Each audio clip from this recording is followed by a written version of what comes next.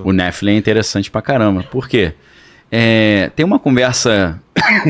Tô com coceira na garganta aqui. Quer água? Vou pegar água aqui. Tá. Tem uma conversa que eu acho curiosa, que os caras falam assim... Você percebeu que a ciência mais celebrada dos anos 1900 foi a física? E hoje é a genética? Aí faz sentido, né? Porque antes era o Einstein, né? Inclusive tem aquela piada infame, né? Que o Einstein foi pra lua de mel... Aí ele tirou a roupa, a noiva falou, nossa, que físico. Aquela piada ridícula, né? Falei só pra poder tomar água. O Lene adorou. Olha ele rindo que nem uma criança, cara. É o tipo de piada que Aquela ele gosta. piadinha de criança, né? Por que a plantinha não vai ao médico à noite? Porque à noite só tem médico de plantão. São as piadas que eu consigo contar lá em casa pras crianças, né? Que o resto é tudo pesado. Essa é muito boa. Essa é boa, né? Pô. Então, o que a galera da conspiração diz? Jesus, ele é uma gambiarra que Deus fez para poder entrar num corpo humano, entendeu? Mas como é que Deus fez isso? Ele teve que criar um corpo diferente. Ele teve que fazer uma engenharia genética. Porque Maria, segundo o que a Bíblia nos ensina, não nasceu de uma relação homem-mulher. Foi uma gravidez virginal, né? Por quê? Porque ele não é um... Só com isso você já conclui que Jesus não é um bebê normal. Ele foi colocado ali por Deus, pelo Espírito Santo. A Bíblia diz, descerá sobre ti o Espírito Santo e o poder do Altíssimo te envolverá e conceberás. Então ela foi inseminada. A gente pode dizer que foi a primeira inseminação artificial da história. Para quem acredita que isso é verdade, eu acredito. E aí, Deus então criou um corpo modificado, capaz de receber o Espírito do próprio Deus sem explodir, ok? E aí Paulo vai falar que Jesus, sendo Deus, ele não usurpou assumir a forma de Deus, ele se esvaziou e assumiu a forma de servo. Então, para nós cristãos que acreditamos na Trindade, Pai, Filho e Espírito Santo, Jesus é Deus também. 1 João 5,20 diz, no verdadeiro estamos, isso é em Jesus Cristo, esse é o verdadeiro Deus, é a vida eterna.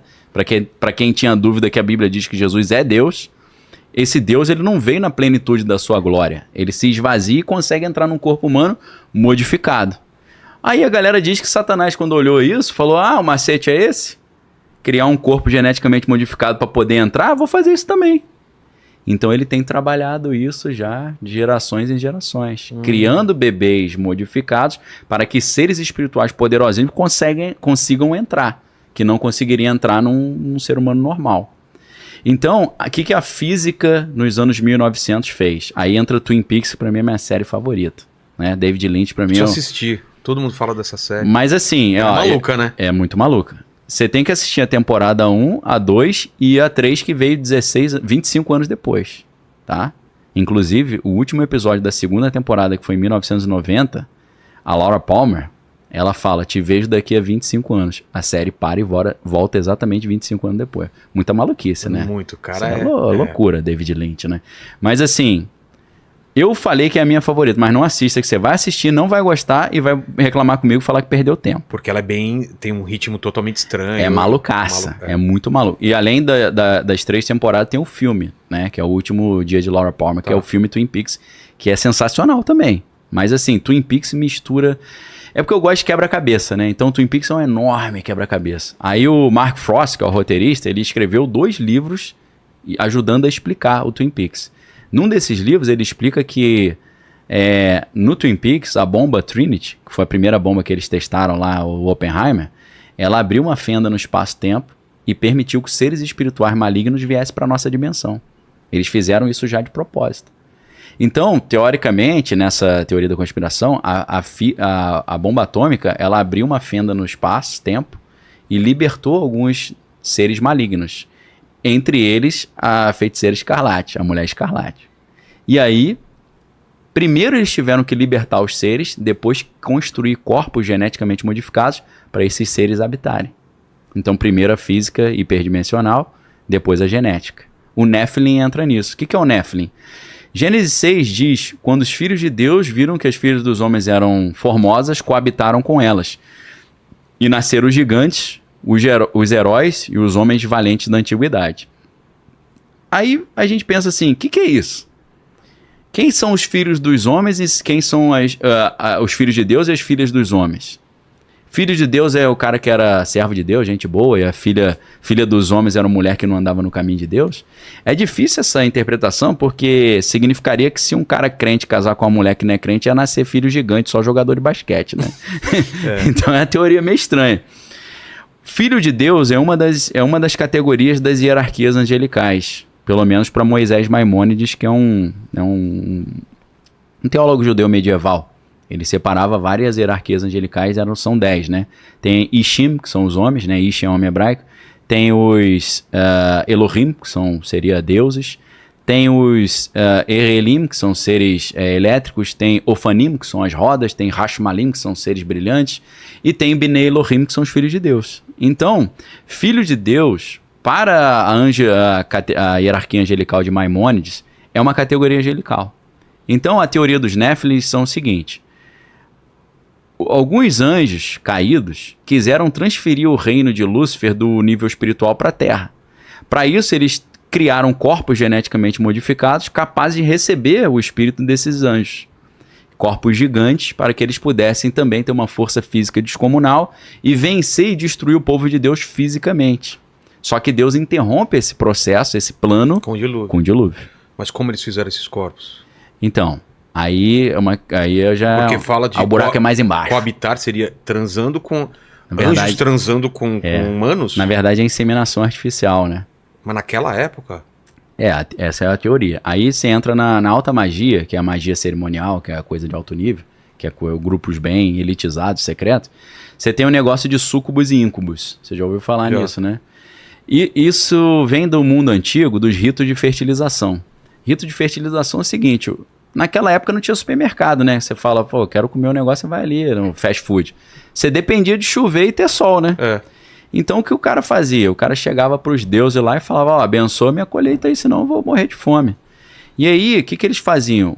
O nível mais simples de rito de fertilização, ou culto de fertilidade, o cara pegava a esposa de noite na lua cheia, levava lá pro campo onde ele plantava e mandava brasa na esposa ali. O cara mesmo? Com a esposa dele, E qual a função? A função é que aquele rito de fertilidade que ele tá tendo com a esposa ali, aquela relação sexual, transfira energia de fertilidade pra terra.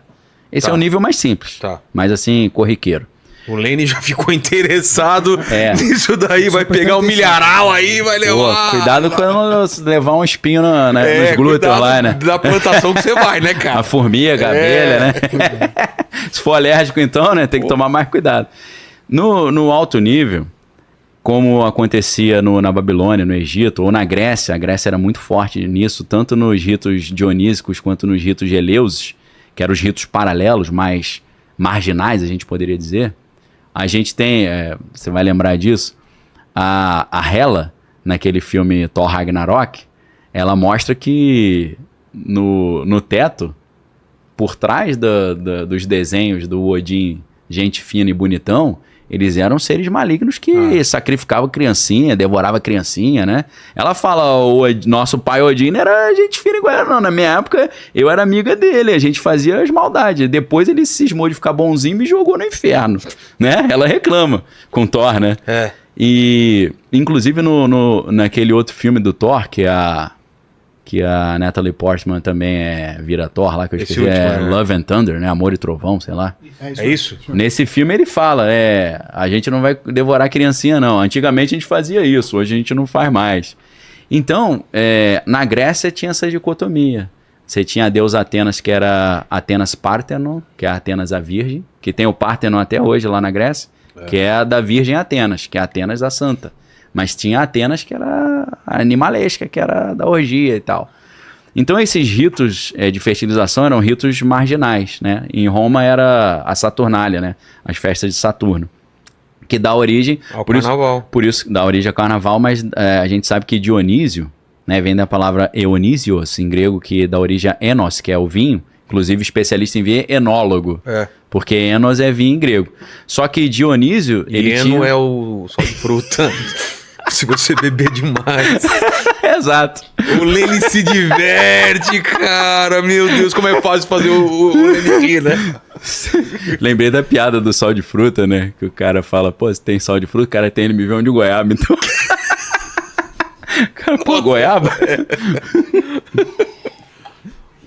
Foi só pra tomar água aqui. Foi mal pra galera aí que faz piadas infames, né? Mas é o que dá pra contar. Como eu tenho criança em casa, eu tenho que colecionar piada light, né? Exato. Então fica um monte light na cabeça. E o que acontece, então? O Dionísio, ele também é chamado de Baco, né? Então as festas do Dionísio, que eram os cultos dionísicos, eram conhecidos como bacanalias. Bacanais. Entendeu? As bacanais, que eram as saturnálias em Roma. Bacanal todo mundo sabe o que é, né? Ninguém é de ninguém, pegação geral. Só que pra quem acha que é só prazer da carne, não, aquilo é um culto. Era um ritual? É um ritual de fertilização. Como é que era esse ritual? Segundo os caras contam lá, os ritos de Eleusis e as bacanalias, é só você pesquisar. Segundo alguns, isso rola hoje ainda nos dias certos, nas épocas de mudança de estação e tal. Os súcubos são seres espirituais, eles aparecem numa forma feminina e induz o cara a achar que ele está tendo relação com uma pessoa. É tudo como se fosse um sonho. Às vezes o cara não sonha e ele acaba ejaculando. É como se fosse isso. Você não teve relação com ninguém, foi uma simulação. Então, os súcubos, eles fazem uma simulação de forma que o cara acredita que está tendo uma relação. E quando o cara ejacula, eles pegam... o súcubo suga. Por isso que é súcubo, que ele suga o esperma. Dentro dessa teoria dos Nephilim, eles pegam esse esperma, mudam geneticamente. Aí você fala, anjo não sabe fazer isso. Você fala, até o ser humano sabe, pô. O anjo, se anjo existe, ele sabe muito mais do que a gente. Sobre o universo, sobre como funciona a estrutura biológica do homem. Então eles pegam esse espermatozoide, modificam geneticamente. Naquela época, bota o cara grandão e fortão. E capaz de receber um espírito de um anjo, uma potestade dentro dele. E eles pegam aquele espermatozoide geneticamente modificado, aí... O mesmo espírito, só que em outra forma, em vez de feminino, agora masculino, o incubus, ele faz a incubação ou a inseminação. Então o cara acha que ele está tendo relação com anjos, mas na verdade é tudo uma simulação. É espermatozoide humano inseminado em mulheres, só que geneticamente modificado. Aleister Crowley chamava isso de Moonchild, criança da lua. Criança celestial, nesses ritos de fertilização. Então, teria sido assim, dentro dessa teoria, eu não sei, que um amigo perguntou, como é que você sabe disso? Você já teve relação com anjo? Eu falei, nunca tive não sei se é assim não, meu irmão, tá? Eu tô te falando o que estão dizendo, tá? Bota uma nota de rodapé aí, ó, é conteúdo altamente especulativo, entendeu? Então, não sei se é assim, nunca fiz isso e não pretendo fazer, não. Então, teria sido assim que eles fabricaram os gigantes, os Nephilim. E quando nasceram esses corpos... E daí pode ter vindo também a ideia de semideuses, né? É lógico. Hércules e... Exato. Perfeito. Você pensa...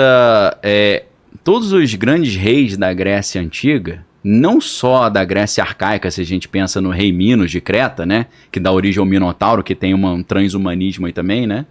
Porque a mãe dele teria tido relação com um touro, aí o cara nasceu meio misturado touro com homem, aí foi preso no labirinto, tem aquele do labirinto do Fauno e tal, do labirinto do Minotauro, da Ariadne, né, com o filho, que é uma história interessantíssima, mas eles teriam, esses reis da Grécia seriam fabricados dessa forma.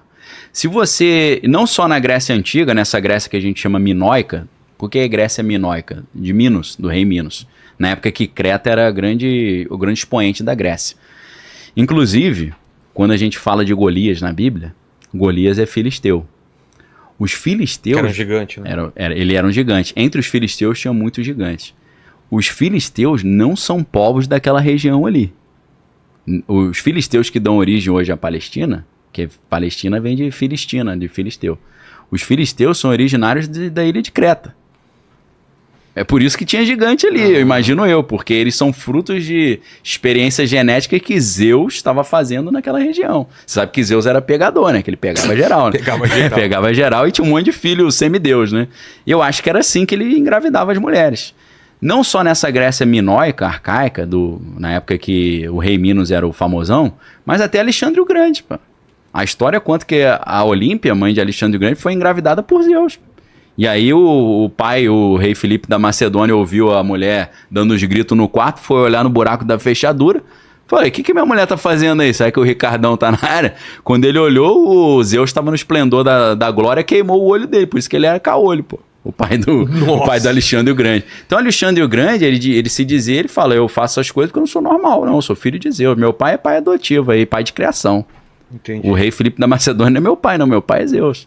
Mas realmente, se as histórias que Plutarco, o Teucídides, diz, os grandes historiadores contam do Alexandre, se for verdade, realmente o cara era sinistro, né? Teve uma situação, por exemplo, que eles estavam numa cidade murada, cercada, e aí tava todo aquele exército inimigo ali, cercou a cidade, e aí ninguém entra, ninguém sai, comida acabando. O Alexandre falou, aí é aquele Zugzwang, né, do xadrez, você tem que fazer alguma coisa, não pode ficar parado. Ele pulou lá de cima da muralha sozinho.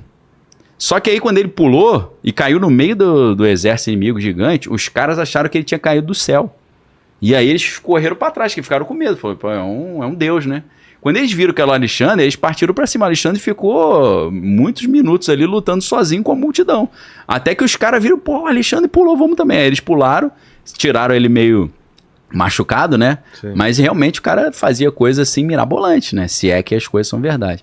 Então você falou exatamente o que eu ia falar. Esses heróis, tipo Hércules, devem ter sido Néfilins nesse sentido. Pessoas com habilidades excepcionais que foram fabricados dentro desse sistema maluco aí. Teoricamente, não só o anticristo, como os outros 8 candidatos anticristo, porque segundo algumas teorias são 9 que são preparados. Sempre tem 9 no mundo preparados para desses e tem uma sequência. Tem o cara que está no primeiro da fila, segundo da fila, terceiro até o 9. Então esse grupo dos 9